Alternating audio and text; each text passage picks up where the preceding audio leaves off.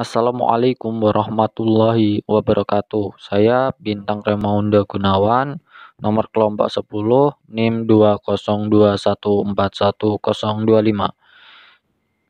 Akan mempresentasikan hasil kerja saya dengan judul Perkembangan Hukum Islam Pasca Kemerdekaan.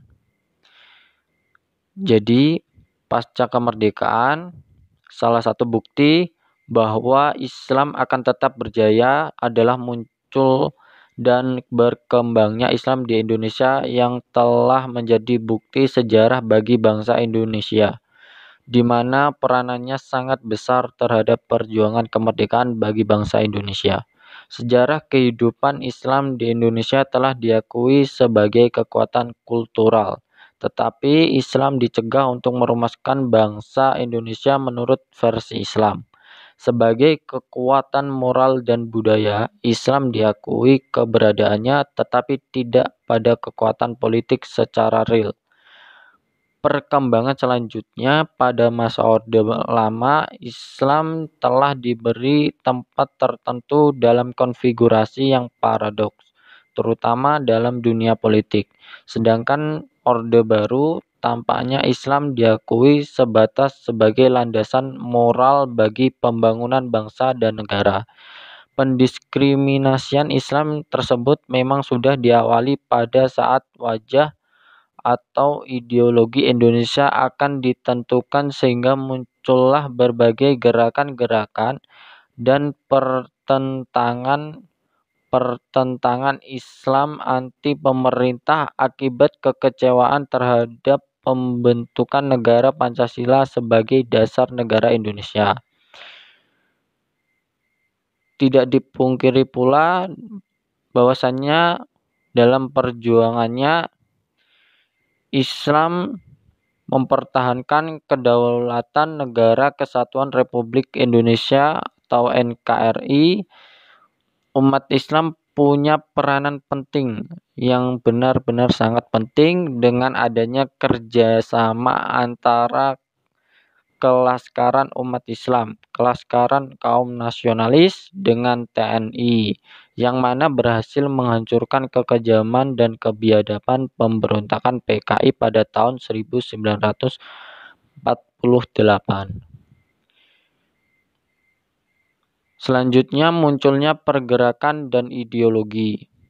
Gerakan Islam, pada dasarnya, gerakan Islam bertujuan kepada tegaknya agama Islam di muka bumi, agar kedamaian dan kesejahteraan bagi umat Islam terwujud.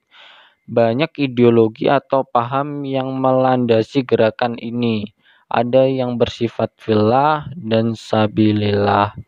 Fillah adalah gerakan Islam yang berangkat dengan dakwah yang didasari oleh ilmu.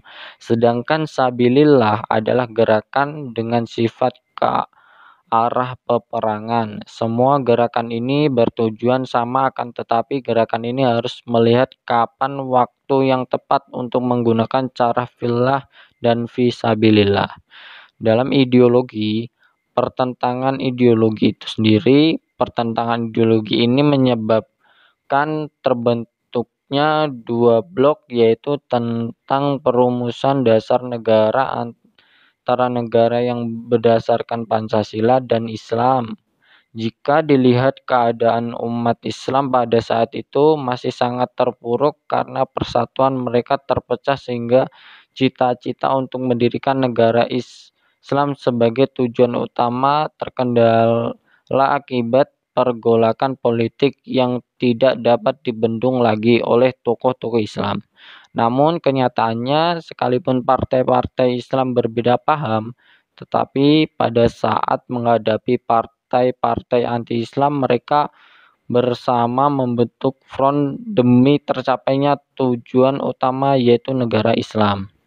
Selanjutnya, perkembangan lembaga pendidikan Islam Indonesia pasca kemerdekaan.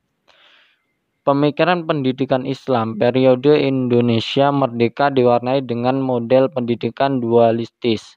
Pertama, sistem pendidikan dan pengajaran pada sekolah-sekolah umum yang sekuler, tidak mengenal ajaran agama yang merupakan warisan dari pemerintah kolonial Belanda. Kedua, sistem pendidikan dan pengajaran Islam yang tumbuh dan berkembang di kalangan masyarakat Islam, baik yang bercorak isolatif tradisional maupun yang bercorak sintesis dengan berbagai variasi pola pendidikannya. Kedua, sistem pendidikan tersebut sering dianggap saling bertentangan serta tumbuh dan berkembang secara terpisah.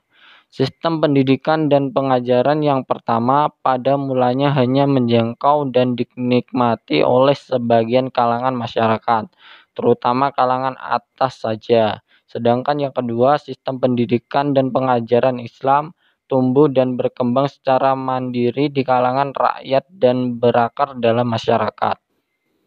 Sistem pendidikan Islam yang ada dan telah berkembang pada masa itu sebagai salah satu bentuk dan usaha pelaksanaan syariat Islam mendapatkan kesempatan dan jaminan untuk tetap berlangsung dan berkembang serta mendapatkan perhatian dan bantuan dari pemerintah.